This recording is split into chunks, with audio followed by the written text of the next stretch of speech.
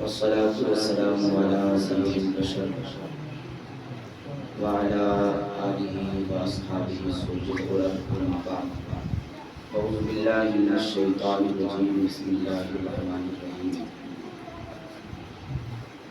ألا إن أولياء الله لا خوف عليهم ولا هم يحزنون الذين آمنوا وكانوا يتقون لهم البشرى في الحياة الدنيا وفي الآخرة لا تبديل لكلمات الله ذلك هو الفوز العظيم. آمنت بالله صدق الله العظيم وبلغنا رسوله النبي الأمين الكريم ونحن على ذلك لمن الشاهدين ومن الشاكرين والذاکرین والعاملین والحمد للہ رب العالمین. یہ گو کم کیجیے بالکل اور سلام علیکم. آئیے ہم اور آپ نے کا سب سے پہلے نہایت ہی عقیدت و احترام کے ساتھ آقائے دو جہاں مالک کون و مقام رحمت للعالمین شفیع المذنبین مراد المشتاقین طٰہٰ و یاسین جان عالمین رحمت عالم و عالمیہ مالک رقاب امم جناب احمد مصطفیٰ محمد عربی الخدا سرور کون و مقام صلی اللہ تعالی علیہ وآلہ وسلم کی طیب و طاہر مطہر و مطہر بارگاہ میں اپنی اپنی غلامی کا ثبوت دیتے ہوئے جھوم کر باز و آواز بلند درود و سلام کا ہدیہ پیش کر لے. اللہم صلی علی سیدنا سفینا نبینا مولانا سیدنا و نبینا مولانا صلی اللہ علیہ وسلم صلاۃ و سلام علیک یا رسول اللہ صلی اللہ تعالی علیہ وآلہ وسلم. خدا کے فضل سے ہم پر ہے سایہ غوث اعظم کا. بے شک بڑی اچھی گفتگو حضرت حافظ قاری الحاج مقصود جامی صاحب قبلہ سے آپ نے سماعت کیا. اصلاح کے حوالے سے چند منٹ مناقب غوث اعظم پڑھنے کے لیے آپ حضرات کے روبرو حاضر ہوں. اصلاحی گفتگو ہو، آپ کچھ نہ کہیں سو جائیں، ہم کچھ نہیں کہتے، لیکن جب آقاؤں کی بات ہو تو خاموشی کے ساتھ یہ درست نہیں ہے. خدا کے فضل سے ہم پر ہے سایہ غوث اعظم کا. سبحان اللہ جس پر سایہ ہے وہ بولے گا سبحان اللہ. خدا کے فضل سے ہم پر ہے سایہ غوث اعظم کا. سبحان اللہ سبحان اللہ. خدا کے فضل سے سب پر ہے سایہ غوث اعظم کا. سبحان اللہ سبحان اللہ. ہمیں دونوں جہاں میں ہے سہارا غوث اعظم کا. سبحان اللہ. مریدی لا تخف کہہ کر غلاموں کو تسلی دی. میرے مرید لا تخف نہیں ڈرو نہ گھبرا. مریدی لا تخف کہہ کر غلاموں کو تسلی دی. قیامت تک رہے بے خوف بندہ غوث اعظم. سبحان اللہ سبحان اللہ. قیامت تک رہے بے خوف بندہ غوث اعظم کا. اور ندا دے گا منادی حشر میں یوں قادریوں کو. ندا دے گا منادی حشر میں یوں قادریوں کو. کہاں ہے قادری کر لے نظارہ غوث اعظم کا. بے شک سبحان اللہ سبحان کہاں ہے قادری کر لے نظارہ غوث اعظم کا. اور فرشتوں روکتے کیوں ہو، فرشتوں روکتے کیوں ہو مجھے جنت میں جانے سے. فرشتوں روکتے کیوں ہو مجھے جنت میں جانے سے. لو دیکھ لو ہاتھ میں دامن ہے کس کا غوث اعظم کا. سبحان اللہ سبحان دیکھ اللہ. لو ہاتھ میں دامن ہے کس کا غوث اعظم کا. عزیزان ملت اسلامیہ، اللہ ارشاد فرماتا ہے الا ان اولیاء اللہ لا خوف علیہم ولا هم يحزنون. الا خبردار ہو جاؤ، اٹینشن ہو جاؤ، ساودھان ہو جاؤ. اللہ رب العزت اپنے محبوب بندوں کا مقام بتانے سے پہلے ساودھان کر رہا ہے، اٹینشن کر رہا ہے۔ وہ راستے میں لکھا ہوتا ہے ساودھان گھٹی درگھٹنا گھٹی، اس لیے پہلے سے ساودھان ہو جاؤ۔ تو اس سے پتا چل رہا ہے آگے جو بات ہونے والی ہے، جو تذکرہ ہونے والا ہے، وہ بڑا امپورٹنٹ ہونے والا ہے، بڑا اہم ہونے والا ہے۔ اللہ فرماتا ہے الا خبردار ہو جاؤ، انا بے شک، دو تاکید ہے۔ اللہ رب العزت ایسے ہی فرما دیتا، اس کا فرمان ہے اس کے بندے، لیکن پہلے خبردار کر رہا ہے، متنبہ کر رہا ہے، پھر انا بے شک، یعنی آگے جو گفتگو ہونے والی ہے اس میں کوئی شک و شبہ کی گنجائش نہیں۔ خبردار بے شک، جو اللہ کے ولی ہیں انہیں نہ کسی چیز کا کوئی خوف ہے، نہ کسی چیز کا کوئی غم۔ اب یہ ولی کہیے کیسے؟ ہم ولیوں کی بارگاہ میں عقیدتوں کا نذرانہ پیش کرتے ہیں اور ولیوں کی بارگاہ میں جاتے ہیں، کیوں؟ آپ اللہ کے ولی ہیں، اللہ کی بارگاہ کے محبوب ہیں، آپ دعا کر دیں گے تو رب تبارک و تعالی ہماری بنائی بنا دے گا، ہماری زندگی سنوار دے گا۔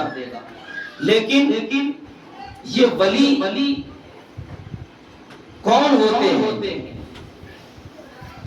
ہم اور آپ ولیوں کا دامن مضبوطی سے تھامے ہوئے ہیں، لیکن جس سے اللہ کے ولی بنتے ہیں، جو عمل کر کے اس عمل سے ہم اور آپ دور ہوتے جاتے ہیں، وہ عمل کے معاملے میں ہم کمزور ہوتے جاتے ہیں۔ اللہ کے ولی دعا کرتے ہیں، ان کی دعا رب کی بارگاہ میں قبول کیوں ہوتی؟ اس لیے کہ انہوں نے اپنی پوری زندگی اپنی طبیعت کے حساب سے نہیں بلکہ اللہ کی شریعت کے حساب سے گزارتے ہیں۔ بے شک، سبحان اللہ۔ اپنی پوری زندگی اللہ کی شریعت کے مطابق گزارتے ہیں، اسی لیے جب وہ اللہ کے ہوتے ہیں تو پھر اللہ کی بارگاہ میں وہ جو عرض کرتے ہیں اللہ ان کی قبول کر لیتا ہے۔ بے شک، سبحان اللہ۔ اللہ کی بارگاہ میں عرض کرتے ہیں تو اللہ ان کی قبول کر لیتا ہے، ایک وقت کی نماز وہ نہیں چھوڑتے۔ اللہ نے آگے فرمایا الذین آمنوا وکانوا یتقون، ولی کون ہے؟ جو ایمان لائے، الذین آمنوا، جو ایمان لائے، وکانوا یتقون، اور متقی ہوئے، پرہیزگار ہوئے، تقوی اختیار کیے۔ اب تقوی کا مطلب شریعت کے جتنے احکامات ہیں ان تمام پر مکمل طور سے عمل کرنا، شریعت کے جتنے احکامات ہیں اور جن چیزوں سے منع کیا گیا ان تمام چیزوں سے رک جانا۔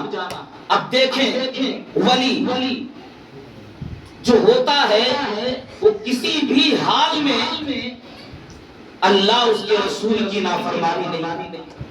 یہی وجہ ہے کہ جب وہ اپنے آپ کو اپنے مولا کی رضا میں راضی رکھتا ہے تو رب بھی ان سے راضی ہوتا ہے۔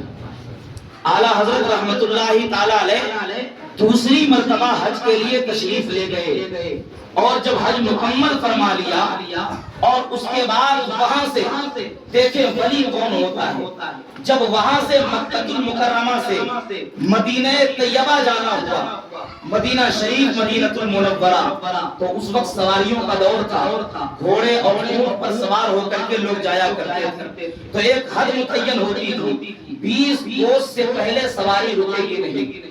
20 کوس سے پہلے قافلہ رکے گا نہیں. اعلیٰ حضرت رحمت اللہ تعالی علیہ اور قافلے کے تمام لوگ چلنا شروع کیے مکہ المکرمہ سے. لیکن ابھی 6 میل کا فاصلہ باقی ہے کہ ابھی نماز فجر کا وقت ہو جاتا ہے. 6 میل کا فاصلہ باقی ہے, فجر کے نماز کا وقت ہو جاتا ہے. اعلیٰ حضرت رحمت اللہ تعالی علیہ نے کہا قافلے والوں سے کہو کہ قافلہ روک دیا جائے, نماز فجر ادا کر لیں پھر آگے یہاں سے پڑھیں.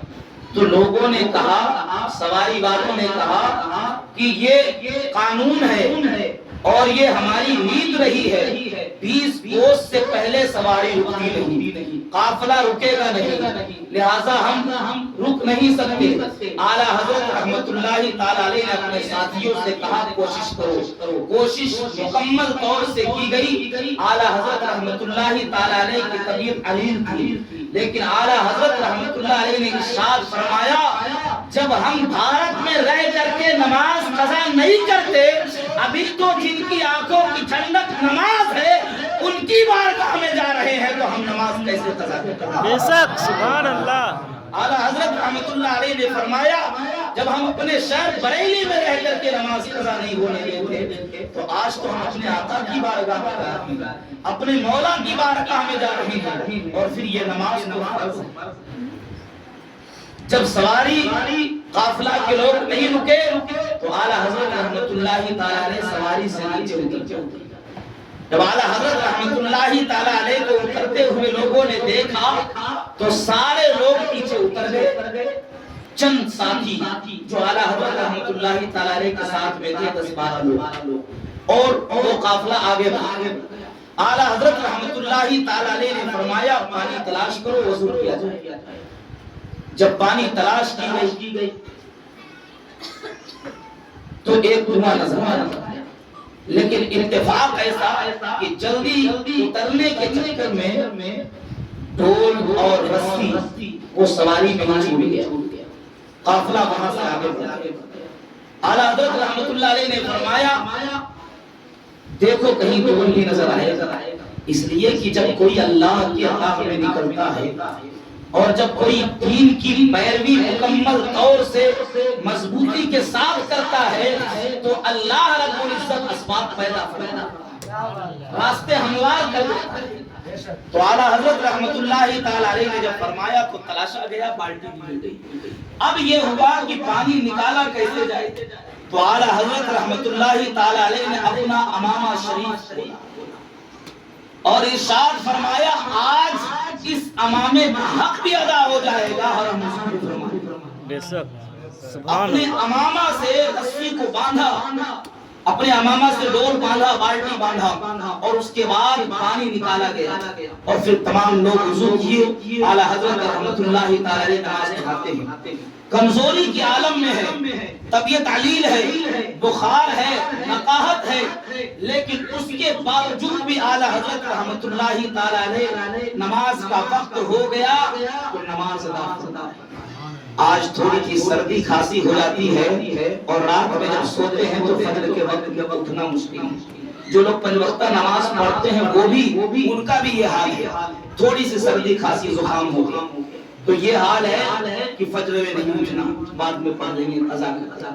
اعلیٰ حضرت علی کس کو کہتے ہیں دیکھو, ہر حال میں شریعت کی پیروی ہونی چاہیے, ہر حال میں احکام خداوندی پر عمل پیرا ہونا چاہیے. اب دیکھو جب شریعت کی پیروی مکمل طور سے اللہ کے ولی کرتے ہیں اور دین کو مضبوطی سے تھامے رہتے ہیں تو پھر اللہ رب العزت کے طرف سے انعام کیا ملتا ہے. اعلیٰ حضرت رحمت اللہ تعالی علیہ کو چلنا بہت مشکل تھا, اب وہاں سے 6 میل کا فاصلہ ہے, نماز ادا کر چکے, ادھر پیچھے آپ کے ساتھی جو تھے آپس میں مشورہ کرنے لگے, تذکرہ کرنے لگے. اعلیٰ حضرت رحمت اللہ تعالی علیہ تو 2 قدم نہیں چل پا رہے ہیں, پھر یہاں سے 6 میل کا فاصلہ کیسے طے ہوگا, چلو ہم تو کسی طرح سے چل لیں گے, لیکن اعلیٰ حضرت رحمت اللہ تعالی والے کے لیے کوئی سواری کا انتظام کی جائے، وہ چاہے جتنا مانگے ہم اس کی قیمت دینے کے لیے تیار ہیں۔ جب چار ساتھیوں نے ادھر ادھر دیکھنا شروع کیا تو ایک پہاڑ کے کنارے ایک اونٹ سوار نظر آیا، وہ سارے لوگ دوڑے دوڑے گئے، کہا کہ ہمارے حضرت کے پاس چلو، ان کو یہاں سے مدینہ المنورہ جانا ہے، آقا کی بارگاہ میں جانا ہے، پہنچا لو، تم جتنی قیمت کہو گے ہم دینے کے لیے تمہیں تیار ہیں۔ جب سارے لوگوں نے کہنا شروع کیا وہ اونٹ سوار آیا اور کہا مجھے بتاؤ ذرا کسے لے کر کے جانا ہے۔ عزیزان ملت اسلامیہ آپ کا دل مچل جائے گا جب وہ اونٹ سوار آیا ہے لینے کے لیے، اور جب قریب پہنچا ہے اور جب چہرے کے طرف دیکھا ہے اعلیٰ حضرت رحمت اللہ تعالی علیہ کے چہرے پر نظر پڑی تو کہا مجھے قیمت نہیں چاہیے، انہی کو لینے کے لیے تو مصطفیٰ نے مدینے سے لیے۔ سبحان اللہ، نعرہ تکبیر، نعرہ تکبیر، نعرہ رسالت، نعرہ رسالت، مسلک اعلیٰ حضرت، مسلک اعلیٰ حضرت، نعرہ تکبیر، نعرہ رسالت۔ مجھے پیسے نہیں چاہیے، ارے مجھے انہی کو لینے کے لیے تو میرے مصطفیٰ نے مجھے لیا۔ بے شک بے شک، آقا علیہ الصلوۃ والتسلیم اپنے غلام کے لیے انتظام بھی فرما دیا۔ تو وہ اللہ کے ولی جو ہوتے ہیں ایسے ہوتے ہیں تو اللہ اس کی رسول کی جانب سے راستے بھی ہموار ہو جاتے ہیں۔ تو الذین آمنوا وکانوا یتقون، جو اللہ کے ولی ہیں وہ متقی ہوا کرتے ہیں، پرہیزگار ہوا کرتے ہیں، اس لیے جب وہ رب کی بارگاہ میں کسی کے لیے دعا کر دیتے ہیں تو اللہ ان کی دعا کو قبول فرماتا ہے۔ بے شک، بخاری شریف کی حدیث پاک ہے اللہ رب العزت جب کسی بندے سے محبت کرتا ہے تو حضرت جبرائیل کو بلاتا ہے اور بلانے کے بعد ارشاد فرماتا ہے اے جبرائیل انی احب فلانا، اے جبرائیل میں فلاں بندے سے محبت کرتا ہوں، فاحبہ لہذا تو بھی اس سے محبت کر، میں فلاں بندے سے محبت کرتا ہوں لہذا تو بھی اس سے محبت کر۔ حضرت جبرائیل بھی اس سے محبت کرنے لگتے ہیں۔ پھر اس کے بعد اللہ کے حکم سے ثم ینادی فی السماء، آسمان کی جانب حضرت جبرائیل مخاطب ہوتے ہیں فرشتوں سے، کہتے ہیں فرشتوں زمین کے فلاں بندے سے رب محبت کرتا ہے اور جبرائیل بھی محبت کرتا ہے، لہٰذا تم سب آسمان والوں ان سے بھی محبت کرو۔ پھر آسمان والے بھی محبت کرنے لگ جاتے ہیں، اور پھر اس کے بعد ثم یوزع له الجبور فی الارض او کما قال النبی صلی اللہ علیہ وسلم او کما قال۔ پھر اس کے بعد اللہ رب العزت زمین والوں کے دلوں میں اس کی محبت ڈال دیتا ہے۔ تو کیا ہوتا ہے پھر خلق خدا اس سے محبت کرنے لگتی ہے، مخلوق خدا اس سے محبت کرنے لگتی ہے۔ یہ تو ہر ایک عام ولی کا مقام ہے، پھر جو سلطان الاولیاء ہو، جو ولیوں کا سردار ہو، جو غوث الاعظم غوث ہو اور پھر غوث الاعظم ہو، ان کے شان کا عالم کیا ہوگا۔ حضرات گرامی آؤ میں آپ کو بتاؤں، ایک دور میں اعلیٰ حضرت رحمت اللہ تعالی علیہ کے دور میں اختلاف پیدا ہوا۔ مسئلہ اعلیٰ حضرت رحمت اللہ علیہ کی بارگاہ میں آیا کہ حضرت مدار العالمین زندہ شاہ مدار رحمت اللہ تعالی علیہ افضل ہیں یا سرکار غوث پاک افضل؟ زندہ شاہ مدار رحمت اللہ علیہ افضل ہے یا سرکار غوث پاک افضل ہے؟ تو اعلیٰ حضرت رحمت اللہ علیہ نے جواب ارشاد فرمایا سنو، یقیناً بے شک حضرت زندہ شاہ مدار رحمت اللہ تعالی علیہ اکابر اولیاء میں سے ہے، اجل اولیاء میں سے ہے، اور وہ اللہ کی بارگاہ میں بہت محبوب ہے، لیکن جو غوث اعظم ہوتا ہے اور جو عام ولی ہوتے ہیں وہ اپنے زمانے کے جتنے ولی ہوتے ہیں ان کے زمانے کے ان کے ماتحت ہوا کرتے ہیں، لیکن جو غوث اعظم ہوا کرتے ہیں تمام ولی ان کے ماتحت ہوا کرتے ہیں۔ بے شک سبحان اللہ۔ اور پھر اعلیٰ حضرت رحمۃ اللہ علیہ نے فرمایا سنو، سرکار غوث اعظم رضی اللہ تعالیٰ عنہ ہے کہ اعلیٰ حضرت رحمۃ اللہ علیہ فرماتے ہیں سنو، غوثیت کبریٰ کا مقام جنہیں سب سے ملا اور جو غوثیت کبریٰ کے مقام پر سب سے پہلے فائز ہوئے وہ کوئی اور نہیں، امیر المومنین خلیفۃ المسلمین حضرت ابو بکر صدیق رضی اللہ تعالیٰ عنہ۔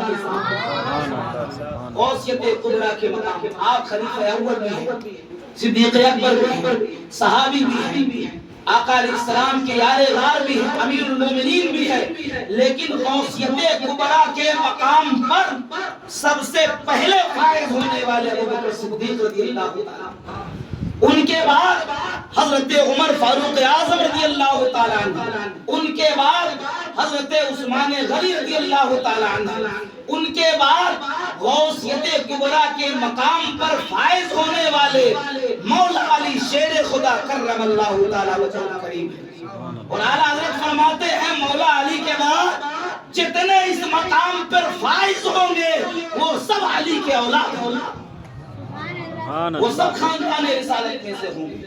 اب مولا علی رضی اللہ تعالیٰ عنہ کے بعد غوثیت کبریٰ کے مقام پر جو فائز ہوئے حضرت امام حسن مجتبی رضی اللہ تعالیٰ عنہ، ان کے بعد غوثیت کبریٰ کے مقام پر فائز ہونے والے شہید کربلا امام حسین رضی اللہ تعالیٰ عنہ، ان کے بعد غوثیت کبریٰ کے مقام پر فائز ہونے والے حضرت امام زین العابدین رضی اللہ تعالیٰ عنہ، ان کے بعد غوثیت کبریٰ کے مقام پر فائز ہونے والے امام محمد باقر ہیں، ان کے بعد غوثیت کبریٰ کے مقام پر فائز ہونے والے امام جعفر صادق ہیں، ان کے بعد موسیٰ کاظم ہے، ان کے بعد امام تقی ہے، ان کے بعد امام نقی ہے، یہاں تک کہ حضرت حسن عسکری تک غوثیت کبریٰ کے مقام پر فائز ہوتے ہیں۔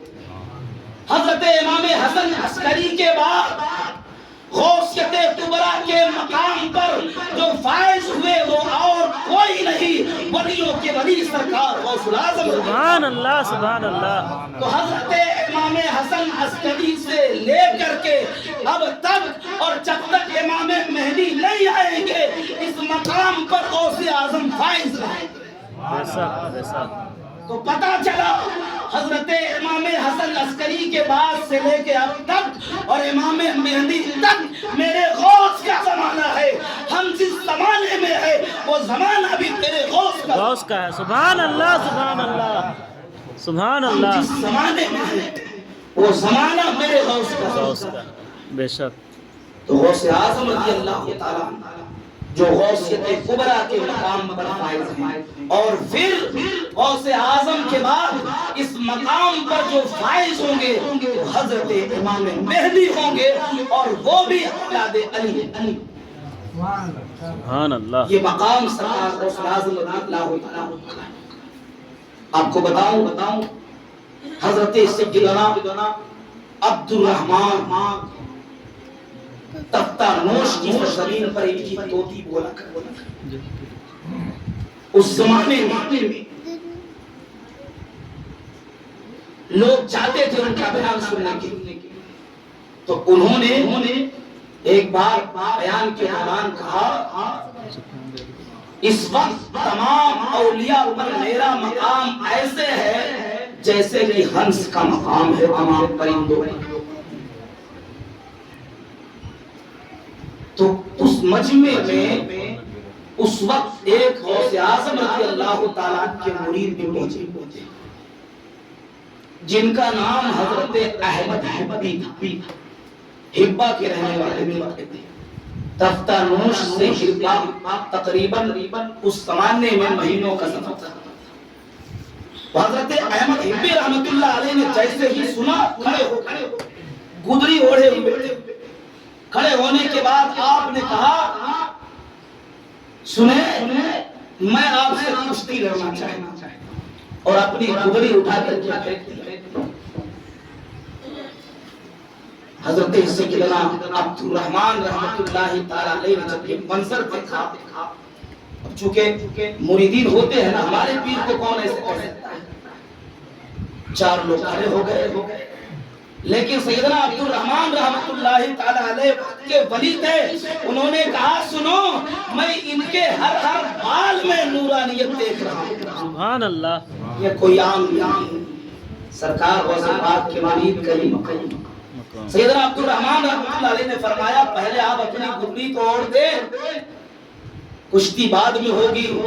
حضرت احمد حبی رحمۃ اللہ علیہ وہیں پر اپنی گھڑی پھینکے ہوئے آپ نے ارشاد فرمایا میں نہیں اٹھاؤں گا، وہیں سے اپنی بیوی کو آواز دیا، ان کی بیوی کہاں؟ ہبا کی سرزمین پر ہے، کہا فاطمہ میری گھڑی لاؤ، ان کی بیوی ہبا میں ہے، یہ تفتہ نوش میں ہے، وہیں سے اٹھا کر کے ان کی بیوی، ان کی زوجہ فاطمہ نے گھڑی دی، حضرت احمد حبی گھڑی لیتے ہیں۔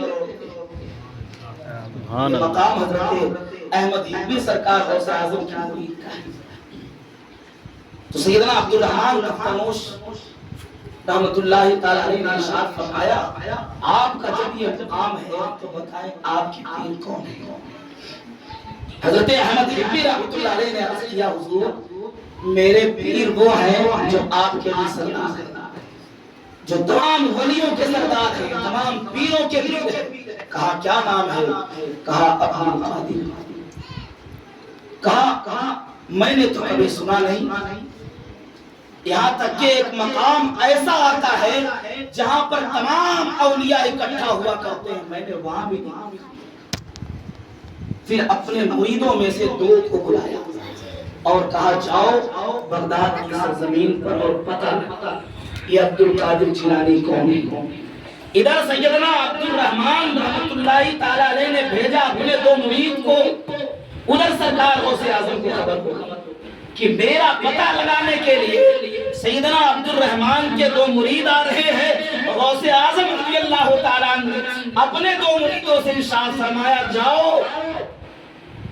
اور عبد الرحمن کے دو مرید آ رہے ہیں میرا پتہ لگانے، انہیں راستے سے واپس لاؤ، اور واپس لے جا کر کے عبد الرحمن سے کہنا عبد الرحمن جو در والے ہوتے ہیں وہ گھر والوں کو نہیں دیکھ پاتے، جو در والے ہوتے ہیں انہیں گھر والوں کے بارے میں نہیں معلوم ہوتا، اور ان سے کہہ دینا جس دن تمہیں ولایت سے نوازا جا رہا تھا اس دن 70 اولیاء کرام کو ولایت سے نوازا گیا، اور اس دن جو صافہ تمہیں دیا گیا، جو امامہ دیا گیا وہ ہرے رنگ کا تھا، اور اس میں قل هو اللہ شریف لکھا ہوا تھا، اور جو دستار ولایت تمہیں نواز رہے تھے وہ کسی اور کا ہاتھ نہیں، وہ میرے پیر عبد القادر جیلانی کا۔ سبحان اللہ، سبحان اللہ، سبحان اللہ۔ میرے پیر عبد القادر جیلانی کا ہاتھ ہے، اور انہیں بتا دینا جس مکان کے قریب آپ لوگ موجود تھے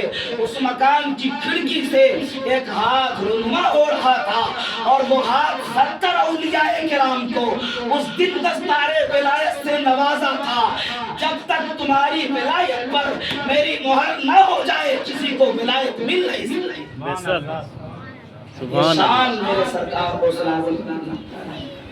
یہ مقام ہے ان کا، لیکن اس کے باوجود بھی اتنے بڑے مقام پر فائز ہیں، اللہ کے ولی ہیں، ولیوں کے ولی ہیں، پیروں کے پیر ہیں، لیکن خوف خدا کا یہ عالم، اللہ کے خوف کا یہ عالم کہ حضرت شیخ شرازی رحمت اللہ علیہ فرماتے ہیں کہ خانہ کعبہ میں، حرم کعبہ میں نوکیلے پتھر میں سر رکھ کر کے رب کی بارگاہ میں عرض کر رہے ہیں اے مولا مجھے بخش دے، اے مولا مجھے بخش دے، اے مولا مجھے بخش دے۔ آپ اندازہ لگاؤ ہمارے اور آپ کی کیا ہے، لیکن ہم اور آپ کبھی اللہ کے خوف سے آنسو بہائے، کبھی اللہ کا خوف ہمارے دل میں آیا؟ اللہ کا خوف اگر آتا تو ہم جھوٹ نہ بولتے، اللہ کا خوف ہمارے دل میں ہوتا تو ہم گناہوں کی طرف قدم نہ بڑھاتے، اللہ کا خوف ہمارے دل میں ہوتا تو ہم نماز ترک نہیں کرتے، اللہ کا خوف ہمارے دل میں ہوتا تو ہم ایک دوسرے کو تکلیف نہ پہنچاتے، اللہ کا خوف ہمارے دل میں ہوتا تو ہم ایک دوسرے سے جھگڑا نہ کرتے، رشتہ تعلق نہ توڑتے، اللہ کا خوف ہمارے دل میں ہوتا تو انسانیت ہمارے دل میں ہوتی۔ آج انسانیت نکلی جا رہی ہے، وجہ کیا ہے؟ ہمارے دل میں اللہ کا خوف نہیں ہے۔ اگر واقعی میں خوف خدا دل میں ہو جائے تو گناہ کے طرف قدم بڑھیں گے تو 100 بار ہمارا دماغ، ہمارا دل یہ سوچے گا اللہ اس کے رسول نے منع فرمایا ہے، قطعاً ہمارا قدم اس طرف جائے گا۔ جی جی بے شک۔ سرکار غوث اعظم اللہ تعالیٰ سارو قطار رو رہا ہے، مولا مجھے بخش دے، اے مولا مجھے بخش دے، اے مولا مجھے بخش دے۔ اور پھر عرض کرتے ہیں اے مولا اگر میں سزا کا حقدار ہوں تو کل میدان محشر میں مجھے اندھا اٹھا تاکہ میں شرمندگی نہ اٹھا سکوں، شرمندگی کا بوجھ نہ اٹھا سکوں گا۔ وقت کے ولی ہے، قطب الاقطاب ہے، سلطان الاولیاء ہے، اللہ کا خوف کیسا ہے؟ آج ضرورت اس بات کی ہے کہ ہم مسلمان ہیں، مومن ہیں، اللہ کا شکر ہے کہ اللہ نے اپنے محبوب کا امتی بنایا تو ہمارے دلوں میں اللہ کا خوف ہونا چاہیے، آقا علیہ السلام کی محبت ہونی چاہیے، اور جب اللہ کا خوف ہوگا، محبت رسول دل میں ہوگا تو ہم شریعت کی پیروی بھی مضبوطی کے ساتھ کریں گے۔ ہم کوئی بھی فنکشن کریں، کوئی بھی تہوار منائیں تو ہماری نگاہوں میں جو چیز ہونی چاہیے سب سے پہلے وہ یہ ہونی چاہیے کہ اس بات کی اجازت ہمارا دین ہمیں دیتا ہے کہ نہیں، ہم ایک دوسرے کے ساتھ کیسا سلوک کر رہے ہیں۔ انسانیت کا درس تو ہم نے لوگوں کو دیا تھا، لوگ ہم سے انسانیت کا درس لیتے ہیں، لیکن آج ہم ہی ایسا بن گئے کہ دوسرے ہم سے دور ہو رہے ہیں، دوسرے ہم سے منفرد ہو رہے ہیں۔ آج کے ایسے پرفتن دور میں یہ الغار ہے چاروں طرف سے کہ ہماری آئیڈینٹی، ہماری شناخت مٹا دی جائے۔ عزیزان ملت اسلامیہ، تو ایسے دور میں ضرورت ہے کہ ہم مضبوطی کے ساتھ میں اپنی آئیڈینٹی، اپنی شناخت کو محفوظ رکھیں۔ وہ کیا ہے؟ وہ ہمارا دین کو ہمیں بتاتا ہے، ہم اس پر مضبوطی کے ساتھ رہیں۔ سرکار غوث اعظم رضی اللہ مولا تبارک و تعالی عنہ کے دور میں فتنے اٹھے تھے۔ سرکار غوث پاک کا دور وہ دور تھا جس وقت مولویوں کو خریدا جا رہا تھا۔ اس وقت سرکار غوث اعظم رضی اللہ تعالی جلوہ گر ہوئے اور آپ نے ارشاد فرمایا چاہے کچھ بھی ہو جائے ہم دین کا سودا کبھی نہیں کریں گے۔ مولویوں کو اس دور میں خریدا جا، اور یہ ہر دور کا معاملہ، انگریزوں نے بھی مولویوں کو خریدا اور مولویوں کو خرید کر کے لوگوں کے ایمان پر پاکا۔ سرکار غوث اعظم رضی اللہ تعالیٰ عنہ کے زمانے میں بھی یہ معاملہ ہوا۔ سرکار غوث اعظم رضی اللہ تعالیٰ عنہ ہر فتنے کا سر کاٹ کر کے تو ہمیں یہ درس دیا، ہر دور میں یہ فتنے اٹھیں گے، ہر دور میں یہ معاملات آئیں گے۔ ہمارے اوپر ضروری ہے، ہماری ذمہ داری یہ ہے کہ ہم اپنی آئیڈینٹی، اپنی شناخت، اپنی پہچان بچا کر کے مضبوطی سے قائم رہیں تو انشاءاللہ اللہ کی مدد ضرور آئے گی۔ تم اس طرف کیوں جا رہے ہیں جس کے پاس کچھ نہیں؟ چند سالوں کے بعد وہ ختم ہو جائے گا۔ نمرود ختم ہو گیا، فرعون ختم ہو گیا، بڑے سے بڑے طاقتور، بڑے سے بڑے بہادر، بڑے سے بڑے پہلوان دنیا سے نیست و نابود ہو گئے۔ یہ زمین کھا کر کے ہضم کر گئی، وہ آج حکومت پر ہیں، آج حاکم ہیں، کل ان کا نام و نشان ختم ہو جائے گا۔ اس طرف ذہن لگانے کی ضرورت نہیں، بلکہ ضرورت اس بات کی ہے جو اللہ اس کے رسول نے ہمارے اوپر ذمہ داریاں رکھی ہے، جس مقصد کے لیے ہمیں پیدا فرمایا ہے ہم اس مقصد کو پورا کریں، بے شک ہم اس پر عمل پیرا۔ یہ حکومتیں آتے رہے گی، جاتے رہے گی، اس سے پہلے بھی دور آئے، چنگیز کے دور میں سروں کا انبار لگا دیا گیا، لیکن جب اللہ رب العزت ہدایت عطا فرماتا ہے تو اسی کے نسل کا پوتا اسلام قبول کیا اور پھر اللہ چاہتا ہے تو ظالموں ہی کے ذریعے اپنے دین کو مضبوط عطا فرماتا ہے، بے شک اپنے دین کو قوت عطا فرماتا ہے۔ عزیزان ملت اسلامیہ، آج ضرورت ہے کہ اپنے دین، اپنی شناخت، اپنے مذہب، اپنے مسلک پر مضبوطی کے ساتھ قائم رہیں۔ ہم چلے تو لوگ یوں نہ کہیں کہ یہ مسلمانوں کا کیریکٹر نہیں ہے، یہ مسلمانوں کا کردار نہیں ہے۔ ہم چلے تو لوگ یہ کہیں کہ واقعی میں مسلمان چاہتے، بے شک واقعی میں رسول اعظم صلی اللہ علیہ وسلم کے ماننے والے جائیں۔ اس لیے آج کے دور میں اپنے جذبات کو قابو رکھنے کی ضرورت ہے، ہوش سے کام لینے کی ضرورت ہے، جوش سے۔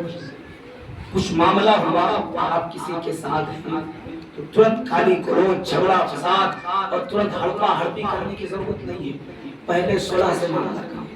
امام حسین رضی اللہ تعالیٰ عنہ کربلا کے میدان میں موجود تھے، دشمن تھا نا سامنے، دین کا غدار تھا وہ، لیکن امام حسین رضی اللہ تعالیٰ عنہ پہلے کیا چاہ رہے تھے کہ سمجھوتا ہو جائے، صلح سے کام نپٹ جائے، جنگ کی نوبت، جنگ کی شروعات ہماری جانب سے نہیں ہونی چاہیے۔ امام حسین رضی اللہ تعالیٰ عنہ نے خطبہ فرمایا کئی بار کہ مجھے پہچانو میں کون ہوں، مجھے پہچانو میں کون ہوں۔ کیوں پہچانوا رہے تھے؟ ڈائریکٹ جنگ کر لیتے، لیکن یہ بتا رہے تھے، ہمیں یہ سبق دے رہے تھے، جنگ کی شروعات ہماری طرف سے نہیں ہونی چاہیے، لڑائی کی شروعات ہماری جانب سے نہیں ہونی چاہیے۔ اس لیے آپ نے صلح نامہ میں 3 شرطیں لکھ کر کے عمرو بن سعد کو دیا تھا، تو عمرو بن سعد نے قبول بھی کر لیا تھا، لیکن شمر ذی الجوشن جب ابن زیاد کے پاس وہ خط پہنچا تو شمر ذی الجوشن خبیث نے بہکایا تھا۔ عزیزان ملت اسلامیہ، آپ کو بتاؤں اس شرطوں میں کیا تھا کہ مجھے یا تو ڈائریکٹ یزید کے پاس لے چلو، میں اپنا معاملہ اسی سے طے کر لوں گا۔ یہاں تو 22,000 کا لشکر جنگ کے لیے آیا تھا، امام حسین کو ہونا یا کیا چاہیے تھا، جنگ شروع کر دیتے، لیکن نہیں، آپ نے کیا کہا، ڈائریکٹ یزید کے پاس لے چلو، ہم اپنا معاملہ اسی سے رفع دفع کر لیں گے، یا پھر مجھے کسی سرحدی علاقے میں جانے دو، ہم وہی اپنا گزر بسر کر لیں گے، یا پھر ہم جہاں سے آئے ہیں وہیں جانے دو۔ 3 شرطوں میں سے کوئی بھی ایک شرط منظور کر لو۔ تو یہ شرطیں کیوں رکھی امام علی مقام؟ امام علی مقام رضی اللہ تعالیٰ نہیں چاہتے تھے کہ جنگ کی شروعات، اور یہ جنگ کی شروعات شروع سے لے کر کے آپ تاریخ اٹھا کر کے دیکھ لے، مسلمانوں کی جانب سے کبھی بھی نہیں ہوا۔ جھگڑا فساد کرنے والا مسلمان نہیں ہے، ہمیں یہ مزاج شروع سے ملا ہے، چاہے وہ جنگ بدر کا معاملہ ہو، جنگ احد کا معاملہ ہو، چاہے وہ جنگ خندق کا معاملہ ہو، چاہے وہ میدان کربلا ہو، آپ تاریخ اٹھا کر کے ہسٹری پڑھ لیں۔